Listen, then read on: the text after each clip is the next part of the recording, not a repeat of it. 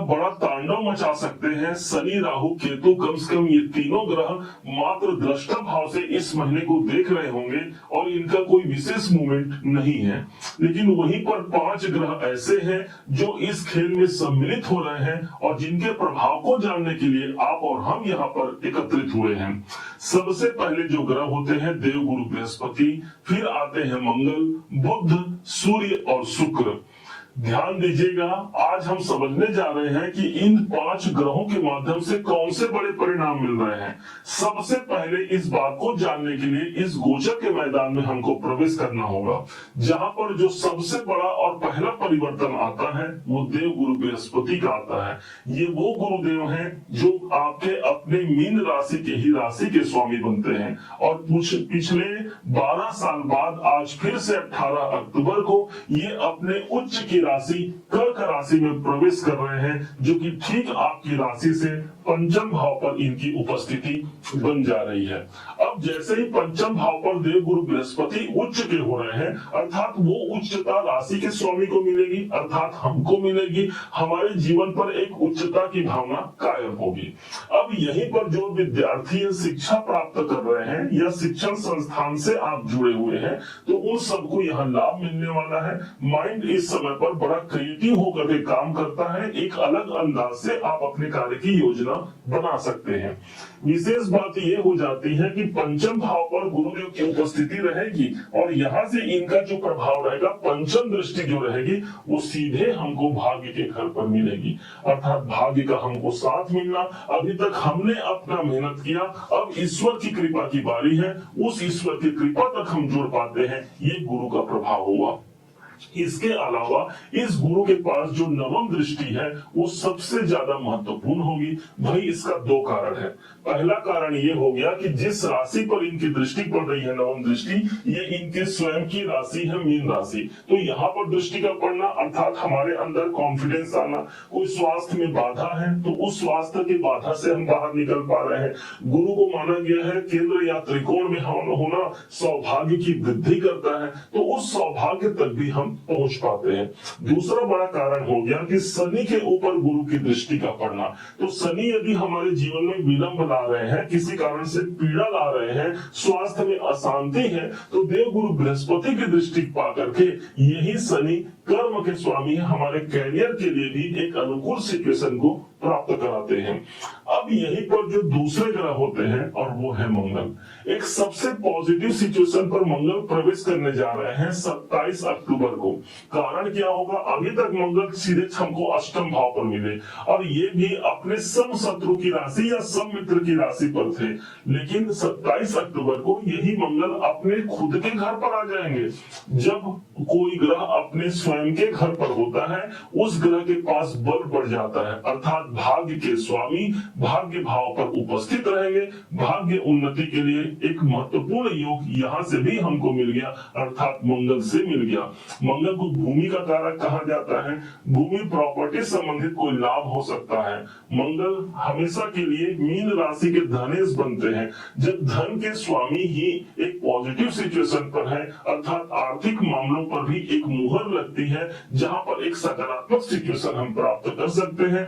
आर्थिक प्रगति के तौर पर ये मंगल एक महत्वपूर्ण गोचर लेकर हमारे जीवन पर आएगा। इसका प्रभाव 7 दिसंबर तक रहने वाला है। अब आते हैं तीसरे ग्रह, वो ग्रह जो सदैव के लिए आपके जीवन का ये चतुर्थेश है और सप्तमेश है। इस समय पर बुध की स्थिति कहीं और नहीं, अपने उच्च की राशि पर मीन राशि के ठीक सप्तम भाव पर है।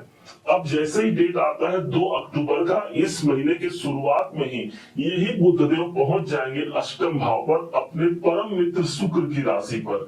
अब 8वें घर पर जाना, कुछ चीजों का ध्यान भी रखना होगा, जैसे कि सप्तम के स्वामी अष्टम में जा रहे हैं, इसलिए दाम्पत्य जीवन में हमको ध्यान रखने की आवश्यकता भी रहेगी।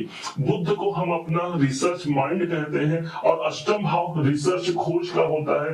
तो इस महीने कुछ ऐसी परिस्थितियां हैं जहां पर हम हम खोज करते हैं और कुछ रुका हुआ है उस कार्य को आगे बढ़ाने के लिए उस खोज तक पहुंच पाते हैं। कोई पॉजिटिव सिचुएशन यदि हम जा रहे हैं तो हमारा खोज, हमारा रिसर्च इस समय पर काम आता है और उस पर हम काम करने के लिए आगे बढ़ते हैं। फलस्वरूप लाभ की प्रतिशतता बढ़ जाती है, क्योंकि बुद्ध की जो दृष्टि पड़ेगी वो धन भाव पर ही पड़ेगी। ऑलरेडी धनेश हमको मजबूत अवस्था पर मिल रहे हैं।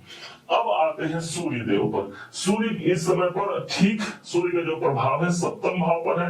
अब ये आ जाएंगे अष्टम भाव पर। माना जाता है कि सूर्य जहां पर होंगे वहां पर प्रकाश आएगा। यदि हम रुकावट और परेशानियों को देख चुके हैं तो उसी भाव पर सूर्य आ रहे हैं, अर्थात रुकावट और परेशानियों पर प्रकाश आएगा, वहां पर उजाला आएगा। कोई पॉजिटिव सिचुएशन बनने का योग सूर्य के माध्यम से बनता है। परंतु कहा गया है कि सूर्य जब भी 7 नंबर की राशि पर जाते हैं तो वो नीच अवस्था पर आ जाते हैं। इस कारण से कुछ ध्यान देने की आवश्यकता भी रहेगी। विशेष तौर पर अपने सीनियर बॉस और अपने पिताजी के संग हमको अपने संबंधों को मधुर रखने की आवश्यकता भी रहेगी।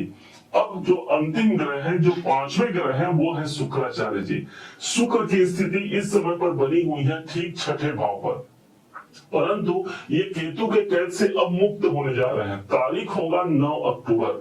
9 अक्टूबर को शुक्र हमारे 6ठे भाव से निकल करके हमारे सप्तम भाव पर आएंगे, जो कि नौकरी के लिए तो एक विशेष अच्छा प्रभाव हो गया कि हम अपने जॉब पर आगे बढ़ रहे हैं, कोई जॉब की प्राप्ति कर पा रहे हैं।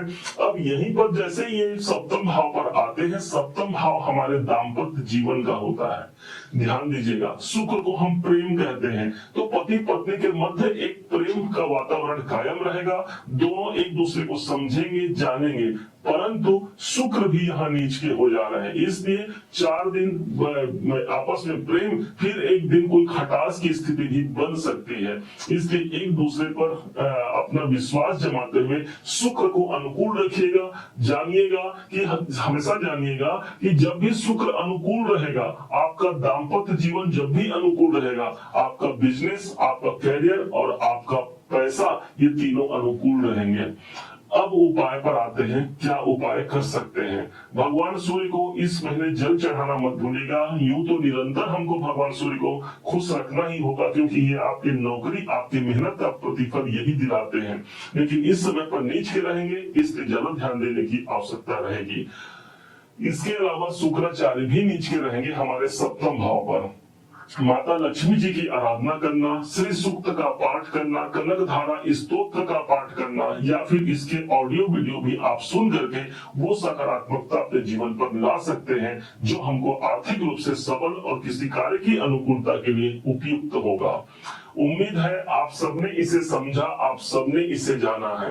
यदि आपने इसे समझा है, जाना है, और मेरे समझाने का प्रयास यदि आपको सार्थक लगा हो, मेरे समझाने का तरीका यदि आपको सार्थक लगा हो, तो हर बार की भांति इस बार भी अपना प्यार भरा लाइक और कमेंट करना कभी मत भूलिएगा। और हाँ, यदि अभी तक आपने चैनल को सब्सक्राइब नहीं किया है, सब्सक्राइब जरूर कीजिएगा।